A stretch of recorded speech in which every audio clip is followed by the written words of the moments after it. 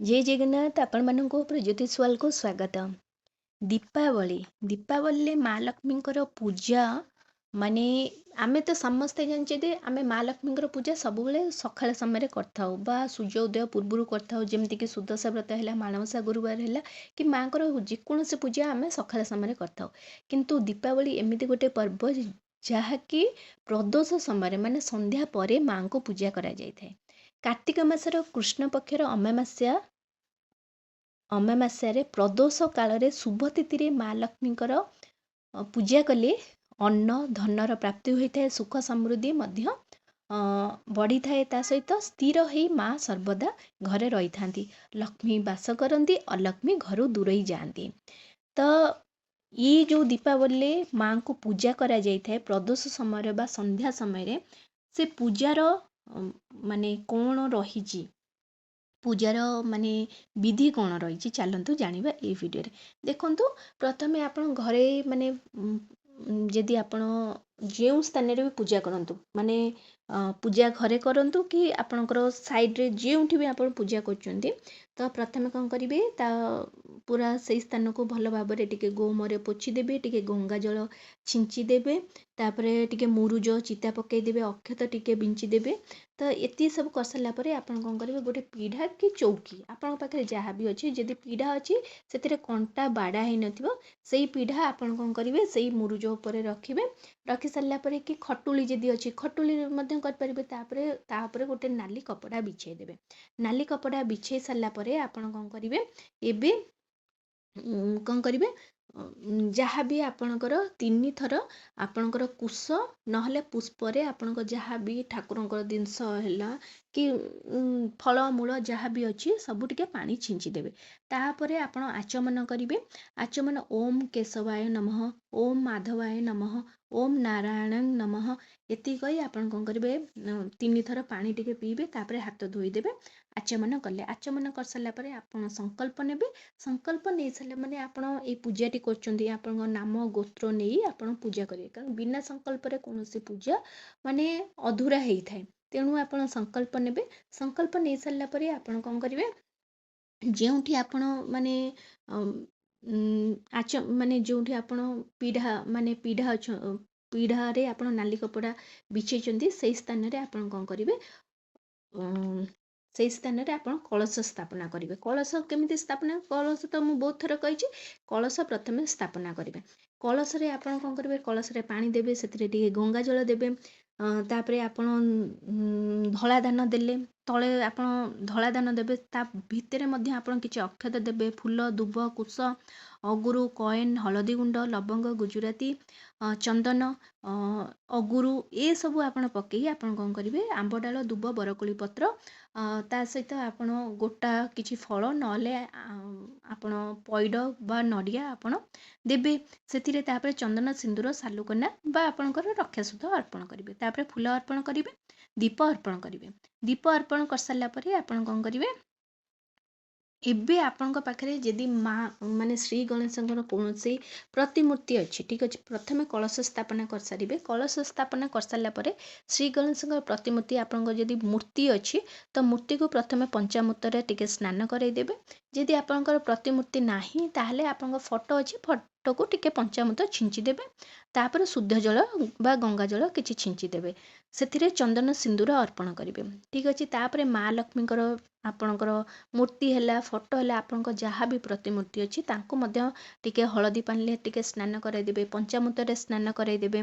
भगवान भगवान प्रभु माने नारायण को मध्य आपण हलदी पानी टिके तापर पंचामृत टिके स्नान करे प्रभु नारायण सहित माँ लक्ष्मी को मध्य आपण स्नान करे तांको सेठी जो नाली कपड़ा बिछे देबे सेठी आपण तांको आस्थान देले।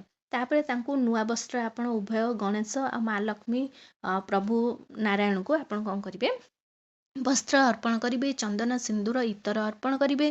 ता सहित आपण गणेश को आपण दुबपत्र अर्पण करेंगे, बेलपत्र अर्पण करेंगे। माँ लक्ष्मी को आपण बेलपत्र दुबपत्र अँला पत्र अर्पण करेंगे। आ प्रभु नारायण को आपण तुलसी पत्र अर्पण करेंगे। ତାପରେ ଅକ୍ଷତ ଅର୍ପଣ କରିବେ ମା ଲକ୍ଷ୍ମୀଙ୍କୁ, ଧଣିଆ ମଞ୍ଜି ଅର୍ପଣ କରିବେ, ଫୁଲ ଭିତରେ ମାଙ୍କୁ ପଦ୍ମ ଫୁଲ ବହୁତ ପସନ୍ଦ, ତ ପଦ୍ମ ଫୁଲ ଅର୍ପଣ କରିପାରିବେ, ପଦ୍ମ ମଞ୍ଜି ଅର୍ପଣ କରିପାରିବେ। ତାପରେ ଆପଣ କ'ଣ କରିବେ, ଦୀପ ଧୂପ ଅର୍ପଣ କରିବେ, ଚନ୍ଦନ ସିନ୍ଦୁର ନୈବେଦ୍ୟ ତାପରେ ଅର୍ପଣ। ନୈବେଦ୍ୟରେ ଆପଣ ଫଳମୂଳ ଅର୍ପଣ କରିପାରିବେ, ନହେଲେ କ୍ଷୀରି ଯଦି କରିଥିବେ କ୍ଷୀରି ଅର୍ପଣ କରିପାରିବେ। ଆପଣଙ୍କ ସୁବିଧା ଅନୁସାରେ ଆପଣ କ୍ଷୀରି ମଧ୍ୟ ଅର୍ପଣ କରିପାରିବେ। ତାପରେ ଆପଣ ତାମ୍ବୁଳ ମାନେ ପାନଥରେ ଆପଣ ସୁପାରି, ପାନ ଭିତରେ ଆପଣ ଯେମିତି ପାନ ଖାଆନ୍ତି, ତ ପାନରେ ସୁପାରି, ଲବଙ୍ଗ, ଇଲାଇଚି ପସେଇ ଆପଣ ତାମ୍ବୁଳ ଅର୍ପଣ କରିବେ। ଏତିକି ଅର୍ପଣ କରିସାରିଲା ପରେ ଆପଣ ପୁଷ୍ପାଞ୍ଜଳି ଦେବେ। ତାପରେ ଝୁଣା କର୍ପୂରରେ ଆଳତି କରିବେ। ଦେଖନ୍ତୁ, ଆପଣ ନୈବେଦ୍ୟ ଦେବା ପୂର୍ବରୁ ଆପଣଙ୍କ ପାଖରେ ଯଦି ଗୋମତୀ ଚକ୍ର, କଉଡ଼ି ଅଛି, ତ ଆପଣ ମାନେ ତାକୁ ମଧ୍ୟ ହଳଦୀ ପାଣି ପଞ୍ଚାମୃତରେ ଟିକେ ଧୋଇ କରି ସ୍ନାନ କରି ଆପଣ କ'ଣ କରିବେ, ସେଠି ମଧ୍ୟ ଚନ୍ଦନ ସିନ୍ଦୁର ଫୁଲ ଦେଇ ପୂଜା କରିପାରିବେ। ଆପଣ ଯଦି ଦୀପାବଳି ଦିନ ଧନ ପୁଟୁଳି ତିଆରି କରୁଛନ୍ତି, ତାହେଲେ କ'ଣ କରିବେ, ଯେତେବେଳେ ମାଙ୍କୁ ସ୍ନାନ କରି ତାଙ୍କୁ ଫୁଲ ସବୁ ଅର୍ପଣ କରିବେ, ଦୀପ ଧୂପ ଲଗେଇବେ, ତ ସେ ସମୟରେ ଆପଣ କ'ଣ କରିବେ, ଗୋଟେ ନାଲି କପଡ଼ାରେ, ଗୋଟେ ପ୍ଲେଟ୍ରେ ନାଲି କପଡ଼ା ବିଛେଇ ଦେବେ, ସେଥିରେ ଆଉ ଗୋଟେ ପ୍ଲେଟ୍ରେ ଗୋଟେ ନାଲି କପଡ଼ା ବିଛେଇ ଦେବେ, ସେଥିରେ 2ଟି ଗୋମତୀ ଚକ୍ର, 5ଟି ପଦ୍ମମଞ୍ଜି, 2ଟି ଗୋଟା ହଳଦୀ, ରୂପା କଏନ୍ ଗୋଟିଏ, 2ଟି କଉଡ଼ି, 2ଟି ସୁପାରି, 2ଟା ଇଲାଇଚି, 2ଟା ଲବଙ୍ଗ, ହଳଦିଆ ଅକ୍ଷତ, ଧଣିଆ, ମାନେ ଗୋଟା ଧଣିଆ, ଠିକ୍ ଅଛି। ତ ଏଇ ସବୁକୁ ଆପଣ କ'ଣ କରିବେ, ନେଇ କ'ଣ କରିବେ, ସେଇଠି ମାଙ୍କ ପାଖରେ ଟିକେ ଛିଞ୍ଚିଦେବେ, ଟିକେ ଗଙ୍ଗା ଜଳ ଛିଞ୍ଚିଦେବେ, ଟିକେ ପଞ୍ଚାମୃତ ଛିଞ୍ଚିଦେବେ, ଟିକେ ଚନ୍ଦନ ସିନ୍ଦୁର ତାଙ୍କୁ ଲଗେଇ ଦେଇ ମାଙ୍କ ପାଖରେ ରଖିବେ। ତାପରେ ଆପଣ କ'ଣ କରିବେ, ସେଇଠି ପୂଜା କରିବେ। ତାପରେ ପୂଜା ଶେଷ କରିସାରିଲା ପରେ ପୁଷ୍ପାଞ୍ଜଳି ଦେବେ, ଦକ୍ଷିଣା ଅର୍ପଣ କରିବେ। ଦକ୍ଷିଣା ଅର୍ପଣ କରିସାରିଲା ପରେ ଆପଣ କ'ଣ କରିବେ, ପ୍ରଥମେ କ'ଣ କରିବେ, ଝୁଣା କର୍ପୂରରେ ଆପଣ ଆଳତି କରିବେ। ଆଳତି କରିସାରିଲା ପରେ ତାପରେ ଆପଣ ତା ପୂର୍ବରୁ ଆପଣ ମନ୍ତ୍ରପାଠ, ଯାହା ବି ମାଙ୍କର କୌଣସି ମନ୍ତ୍ରପାଠ ଜାଣିଛନ୍ତି ମନ୍ତ୍ରପାଠ କରିପାରିବେ, କିଛି ଅସୁବିଧା ନାହିଁ। ତାପରେ ଆପଣ କ'ଣ କରିବେ, ପ୍ରଥମେ ଦୀପ ଲଗେଇବେ। ପ୍ରଥମେ ଗୋଟେ ଗୁଆର, ମାନେ ସେ ଆପଣ ତ ପିତ୍ତଳ କି ସେଥିରେ ଦୀପ ଲଗାଉଥିବେ, କିନ୍ତୁ ଗୋଟେ ଆପଣଙ୍କର ମାଟିର ଦୀପ ପ୍ରଥମେ ଯେଉଁଟା ଲଗେଇବେ, ପ୍ରଥମେ ଶ୍ରୀ ଗଣେଶଙ୍କୁ ପ୍ରଥମେ ଦୀପ ଲଗେଇବେ, ତାପରେ ଭଗବାନ ମା ଲକ୍ଷ୍ମୀଙ୍କୁ, ତା ସହିତ ଭଗବାନ ନାରାୟଣଙ୍କୁ ଗୋଟେ ଦୀପ ଅର୍ପଣ କଲେ। ତାପରେ ଆପଣଙ୍କ ସମସ୍ତ ଦେବତାଙ୍କ ନାଁରେ, ଆପଣ ଯେଉଁ କୌଣସି ଦେବତା ପୂଜା ପାଉଛନ୍ତି ତାଙ୍କ ନାଁରେ ଆଉ ଗୋଟେ ଦୀପ ଆପଣ ଲଗେଇ ପାରିବେ। ତାପରେ ଆପଣ କ'ଣ କରିବେ, ମା ବୃନ୍ଦାବତୀକୁ ଗୋଟେ ଦୀପ ଲଗେଇବେ। ତାପରେ ଘରର ମୁଖ୍ୟ ଦ୍ୱାରରେ ଆପଣ ମୁଖ୍ୟ ଦ୍ୱାରରେ 2ଟି ଦୀପ ଲଗେଇବେ। ତାପରେ ଯମ ଦୀପଦାନ ବୋଲି ଆପଣ ଆଉ ଗୋଟେ ଦୀପ ଲଗେଇବେ। ତାପରେ ରୋଷେଇ ଘର ଦୁଆରେ 2ଟି ଦୀପ ଲଗେଇବେ, ରୋଷେଇ ଘର ଭିତରେ ଗୋଟେ ଦୀପ ଲଗେଇବେ, ଠିକ୍ ଅଛି। ତାପରେ ଆପଣଙ୍କର ଯେଉଁଠି ଘରର ଆପଣଙ୍କ ବେଡ଼ରୁମ୍ର ମୁଖ୍ୟ ଦ୍ୱାର, ଘର ମାନେ ବେଡ଼ରୁମ୍ର ଯେଉଁଟା ଡୋର୍ ସାମ୍ନାରେ, ତ ସେଠି ମଧ୍ୟ ଆପଣ 2ଟି ଦୀପ ଲଗେଇବେ। ତାପରେ ଆପଣଙ୍କ ବାଲକୁନି ହେଲା, ଛାତ ଉପରେ ହେଲା, ପିତୃଙ୍କ ନାଁରେ, ଏହିପରି ଭାବରେ ଆପଣ ଦୀପ ଆପଣ ଲଗେଇ ପାରିବେ, ଠିକ୍ ଅଛି। ତ ଆପଣ ତାପରେ ଏତେ ସବୁ ଦୀପ ସବୁ ଲଗେଇ ସାରିଲା ପରେ ଆପଣ କ'ଣ କରିବେ, ଆପଣ ଯେଉଁ ଧନ ପୁଟୁଳି ବା ଲକ୍ଷ୍ମୀ ପୁଟୁଳି ବନେଇଛନ୍ତି, ସେ ପୁଟୁଳିକି ଏବେ ଆପଣ କ'ଣ କରିବେ, ତାକୁ ବାନ୍ଧିଦେବେ, ନାଲି କପଡ଼ାକୁ ବାନ୍ଧିଦେବେ। ବାନ୍ଧି ଦେଇକରି ଆପଣ କ'ଣ କରିବେ, ଯେଉଁଠି ଆପଣଙ୍କ ଲକର୍ ଅଛି, ଘରରେ ଯେଉଁଠି ଆପଣ ପଇସା ରଖୁଛନ୍ତି, ଇଏ କରୁଛନ୍ତି, ସେଠି କ'ଣ କରିବେ, ଆପଣ କ'ଣ କରିବେ, ସେଇ ସ୍ଥାନରେ ଆପଣ କ'ଣ କରିବେ, ସେଇ ପୁଟୁଳିକୁ ରଖିଦେବେ। ମାନେ ଏହିପରି ଭାବରେ ସେଇଦିନ ପୂଜା ମାନେ କରାଯାଇଥାଏ। ଆଉ ଗୋଟେ ଜିନିଷ ମନେ ରଖିବେ ଯେ, ଦେଖନ୍ତୁ, ଆପଣ ସେଦିନ ସିନା ପୂଜା କରିଦେଲେ, କିନ୍ତୁ ତା ପରଦିନ ମାନେ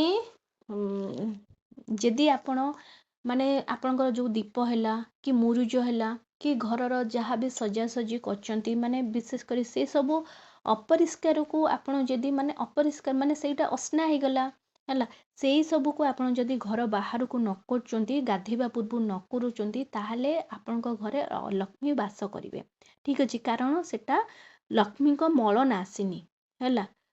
ତ ସେଇଥିପାଇଁ ଆପଣ କ'ଣ କରିବେ, ଚେଷ୍ଟା କରିବେ ଦୀପ ଜଳେଇବା, ମାନେ ଦୀପାବଳି ଆପଣଙ୍କ ସୋମବାର ହେଲା, ମଙ୍ଗଳବାର ଦିନ ଆପଣ କ'ଣ କରିବେ, ସକାଳୁ ପ୍ରଥମେ ଉଠିକରି ଯାହା ବି ଯେତିକି ଆପଣଙ୍କର ମୁରୁଜ ହେଇଛି, ତାପରେ ଆପଣଙ୍କର ଯାହା ବି ଆପଣଙ୍କର ଦୀପ ହେଲା, ସଳିତା ବଳିତା ବାଣ, ତ ଏସବୁ ଜିନିଷକୁ ଆପଣ ଘର ବାହାରକୁ ଫିଙ୍ଗିଦେବେ ଗାଧୋଇବା ପୂର୍ବରୁ।